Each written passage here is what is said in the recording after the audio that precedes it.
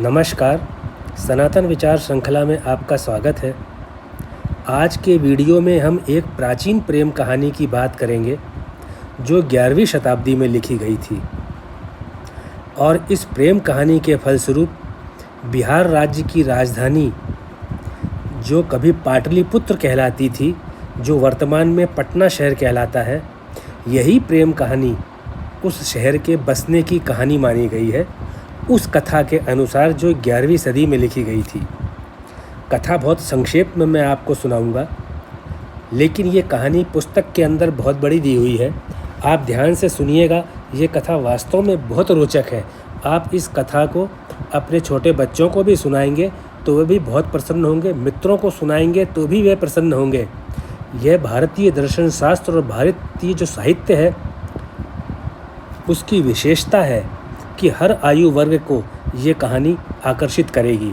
आप कृपया ध्यानपूर्वक सुनिएगा। अगर आप थोड़ी देर भी इस कहानी को वीडियो चालू रख करके सुनेंगे तो आप निश्चित रूप से पूरा वीडियो सुनेंगे। कथा इस प्रकार है कि दक्षिण भारत का रहने वाला एक ब्राह्मण अपनी पत्नी और 3 बेटों के साथ गंगा किनारे पवित्र स्थान पर रहा करता था। वह तपस्वी ब्राह्मण और उसकी पत्नी बहुत ही नेक दिल थे और उनके 3 बेटे थे। लेकिन एक समय ब्राह्मण और उसकी पत्नी की मृत्यु हो जाती है तो उन तीनों बेटों को लगा कि हम अकेले अब कैसे रहेंगे, तो वापस हम अपने पैतृक स्थान दक्षिण में चलते हैं। और वे स्वयं को असहाय महसूस करते समय, अकेला महसूस करने से वे वापस से दक्षिण की तरफ चले गए। इसलिए वे तीनों भाई दक्षिण भारत में एक चिंचिनी शहर में आकर एक ब्राह्मण जिसका नाम भोजिका हुआ करता था, उस ब्राह्मण के घर में रहने लगे। जो ब्राह्मण भोजिका था उसकी 3 बेटियां थीं। उसने तीनों लड़कों से अपनी तीनों बेटियों का विवाह कर दिया और अपने आप को संसार से मुक्त समझ करके संपत्ति को भी उन तीनों में बांट करके गंगा के किनारे तपस्या करने के लिए चला गया। इस प्रकार से कहानी के प्रथम भाग में आपने देखा कि 3 भाई थे, तीनों ही मन से इतने शक्तिशाली नहीं थे तो वे घबरा गए, वापस दक्षिण की तरफ चले गए। तीनों भाई अपने ससुराल में अपनी अपनी पत्नियों के साथ रहने लगे। लेकिन थोड़े समय के बाद भीषण अकाल पड़ा तो तीनों भाई घबरा करके अपनी अपनी पत्नियों को वहीं छोड़कर घर से भाग गए। इस कारण से उन तीनों बहनों को बड़ा ही दुख हुआ। उन तीनों बहनों में से बीच वाली बहन गर्भवती थी और उनके परिवार में कोई आदमी नहीं था। इसलिए वो तीनों बहनें अपने पिता के मित्र यज्ञदत्ता के घर आकर रहने लगीं। कुछ समय के बाद बीच वाली बहन को एक बेटा पैदा हुआ। बालक जैसे जैसे बड़ा होता गया, तीनों बहनों में उस बालक को स्नेह करने की होड़ सी लग गई। लेकिन एक दिन भगवान शिव और माता पार्वती ने आकाश से जाते हुए उन तीनों बहनों को बालक से दुलार करते हुए देखा। माता पार्वती ने भगवान शंकर से कहा, हे स्वामी, आप देखिए ये तीनों महिलाएं इस बालक को कितना स्नेह कर रही हैं और तीनों इस विश्वास में है कि एक दिन ऐसा भी आएगा जब यह बालक उनका इसी तरह से ध्यान रखेगा। क्या ऐसा हो पाएगा? उत्तर में भगवान शंकर ने कहा, पूर्व जन्म में यह बालक और इसकी पत्नी दोनों मिलकर मेरी भक्ति किया करते थे, इसलिए इस जन्म में यह बालक मेरे वर के साथ पैदा हुआ है और इसकी पत्नी का नया जन्म पाटली के नाम से हुआ है, जो राजा महेंद्र वर्मन की बेटी है और वह इस जीवन में इस बालक की फिर से पत्नी बनेगी। इसके बाद भगवान शंकर ने तीनों बहनों को सपने में दर्शन दिए और कहा, यह जो बालक है उसका नाम पुत्र का होगा और जब भी प्रातःकाल ये बालक सोकर जागेगा, इसके तकिए नीचे से 1 लाख सोने के सिक्के मिलेंगे और एक दिन यह बालक राजा बनेगा। भगवान शंकर के इस आशीर्वाद के प्रभाव से रोज़ सुबह पुत्रका के तकिए के नीचे से 1 लाख सोने के सिक्के मिलने लगे और वह बालक और उनकी माता यानी तीनों बहनें धीरे धीरे धनवान होने लगीं। एक दिन यज्ञदत्ता, जो तीनों बहनों के पिता के मित्र थे, उन्होंने बालक पुत्रका से कहा, तुम्हारे पिता और तुम्हारे चाचा और ताऊ अकाल पड़ने के कारण तुम्हारी माताओं को छोड़कर चले गए थे, इसलिए तुम लगातार खूब दान पुण्य करते रहा करो, जिससे तुम्हारी प्रसिद्धि फैले और वे लोग तुम्हारी प्रसिद्धि सुनकर वापस अपने परिवार में आ जाए। इस बात को पुत्रका ने गंभीरता से लिया और खूब दान देने लगा। धीरे धीरे प्रसिद्धि दूर दूर तक फैलने लगी। उसी कारण जो तीनों भाई अपनी अपनी पत्नियों को छोड़कर चले गए थे, जब उन्होंने देखा कि उनका बेटा बहुत धनवान हो गया है, तो वे तीनों अपनी अपनी पत्नियों के पास लौट आए। जब तीनों भाई वापस आकर रईसी में रहने लगे तो उनके दुष्ट मन में विचार आया कि क्यों न अपने बेटे की हत्या कर दी जाए और इतने सारे धन का स्वामी बना जाए। इसलिए उन्होंने एक योजना बनाई। उस योजना के अनुसार उन्होंने पुत्रका को दुर्गा मंदिर में खूब सारे आभूषण पहन करके बिल्कुल अकेले जाकर पूजा करने की सलाह दी। पुत्रका ने अपने पिता और पिता के भाइयों की सलाह को आदेश माना और खूब सारे आभूषण पहनकर अकेले ही मंदिर में पूजा करने चला गया।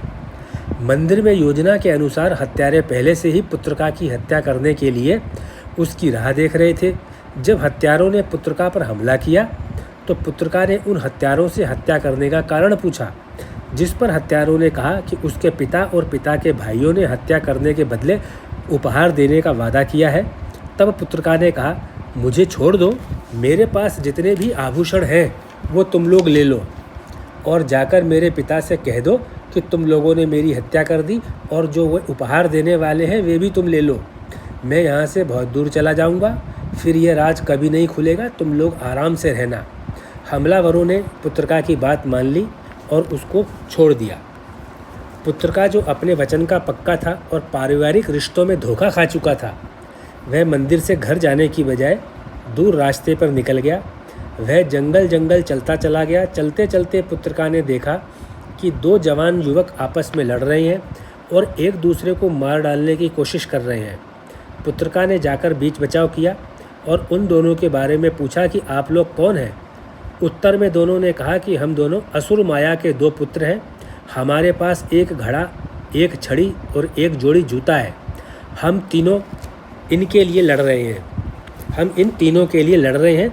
जो हम में से बचेगा या जीतेगा वह इन तीनों चीज़ों को ले लेगा। इतना सुनकर पुत्रका ने पूछा कि घड़ा, छड़ी और जूते में ऐसी क्या खासियत है इसके लिए तुम एक दूसरे को मारने पर हो। इस पर असुर पुत्रों ने कहा कि इस जूते को पहनकर हवा में तेज़ी से उड़ा जा सकता है। इस छड़ी से जो भी चित्र बना दोगे या जो भी लिख दोगे वह सही में हो जाएगा और आपको जो भी भोजन खाने की इच्छा हो, जो भी धन जितना भी चाहिए वह इस घड़े से तुरंत आ जाएगा।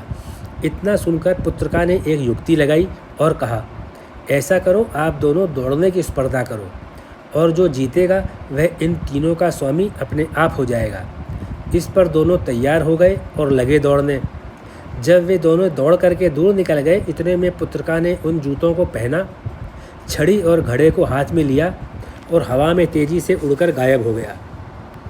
उड़ते उड़ते पुत्रका ने ज़मीन पर एक बहुत ही सुंदर नगर को देखा तो वह नीचे उतरकर एक बहुत ही बूढ़ी महिला के टूटे फूटे झोपड़े में शरण मांगने को चला गया। बूढ़ी महिला बहुत ही भली थी। उसने पुत्रका को अपनी झोपड़ी में रहने की खुशी खुशी अनुमति दे दी। एक दिन बूढ़ी महिला ने पुत्रका से कहा कि यहाँ के राजा की बेटी का नाम पाटली है और रनिवास महल में वह बड़ी ही सुरक्षा में रहती है। बूढ़ी महिला के इस वाक्य ने पुत्रका के हृदय में सोए हुए कामदेव को जगा दिया और पुत्रका के मन में राजकुमारी पाटली को देखने की इच्छा तीव्र हो गई। उसी रात पुत्रका अपने जादुई जूतों की जोड़ी को पहनकर ऊपर उड़ता हुआ रनिवास की खिड़की पर जा पहुंचा, जहां से अंदर राजकुमारी पाटली सोई हुई दिखाई दे रही थी। पुत्रका ने राजकुमारी पाटली का पैर पकड़कर हिलाकर उसको जगा दिया। पाटली अचानक उठती है और अपने सामने सुंदर और युवा पुत्रका को देखकर उसकी आंखों में शर्म और प्यार में द्वंद्व शुरू हो जाता है और राजकुमारी पाटली लगातार पुत्रका के चेहरे को देखती रहती है। राजकुमारी को भौचक्का देखकर पुत्रका राजकुमारी के सामने हाथ हिलाता है और राजकुमारी फिर चौकन्नी हो जाती है। फिर दोनों में बातें होती हैं, मित्रता में होती है और वे दोनों गंधर्व विवाह कर लेते हैं।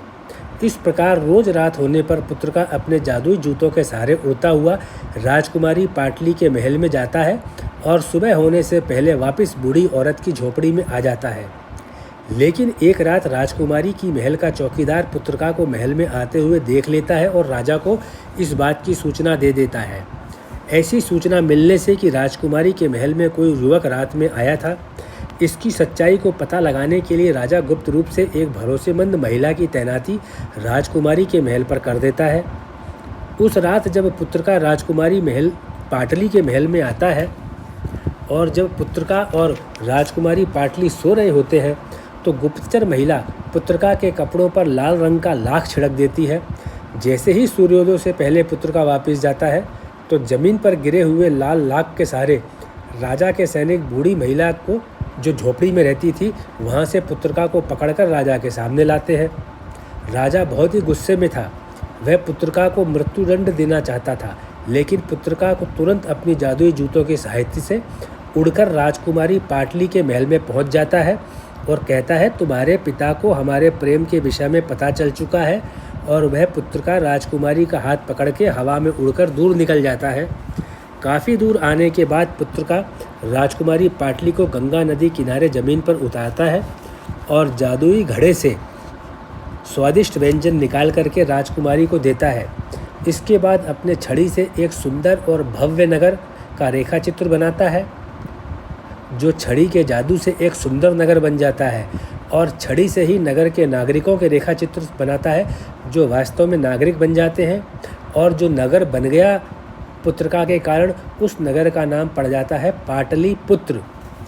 इस प्रकार से पाटलिपुत्र बसने की कथा जो 11वीं सदी में सोमदेव भट्ट ने लिखी थी, पुस्तक का नाम था कथा सरिता सागर। वह जो आपने सुनी, यह आनंद से भर देने वाली कहानी है जो कथा सरिता सागर में लिखी है। कथा सरिता सागर एक महान ग्रंथ है। उसमें सैकड़ों कथाएं हैं जो एक में से दूसरी कथा निकलती है। सोमदेव भट्ट कश्मीर प्रांत के रहने वाले थे और महान साहित्यकार हुए हैं। इनकी जो पुस्तक है oceans of the stream of story, उसके नाम से इसका इंग्लिश वर्जन भी 1880 में छप चुका है। इसका इतिहास हमने पिछले वीडियो में आपको बताया भी था, तो आपने देखा होगा कि कितनी रोचक कथा लिखी गई है 11वीं सदी में। इसे फिक्शनल स्टोरी बोल दीजिए, मिस्टीरियस बोल दीजिए, माइथोलॉजिकल बोल दीजिए, आपके जैसा भी जी में आए आप इसको नाम दे सकते हैं। लेकिन कल्पना करके देखिए कि 11वीं सदी में भी भारतीय समाज के अंदर रोचकता प्रस्तुत करने की कमी नहीं थी। साहित्य हो, समाज हो, क्योंकि साहित्य तो समाज का दर्पण है। तो आपको विश्वास रखना चाहिए कि जो हिंदू धार्मिक शास्त्र हो, सनातन शास्त्र हो या भारतीय प्राचीन साहित्य हो, सभी का जो स्तर है वह विश्व के अंदर अन्य साहित्यों से बहुत ऊपर है। आप लोगों ने इस वीडियो को सुना, मेरी प्रार्थना है कि आप 1-2 बार इस वीडियो को सुनेंगे तो आपको बहुत आनंद आएगा और इस कथा को आपको दूसरे मित्रों को सुनाने में आनंद आएगा। छोटे बच्चे जो घर में हैं उनको सुनाने में आनंद आएगा। आप लोग जो अपना बहुमूल्य समय दे करके मेरा वीडियो देखते हैं, मैं उसका बहुत बहुत आभारी हूं। और जो आपने अभी अपना बहुमूल्य समय दे करके ये वीडियो देखा, मैं उसके लिए आपको बहुत बहुत धन्यवाद देता हूं।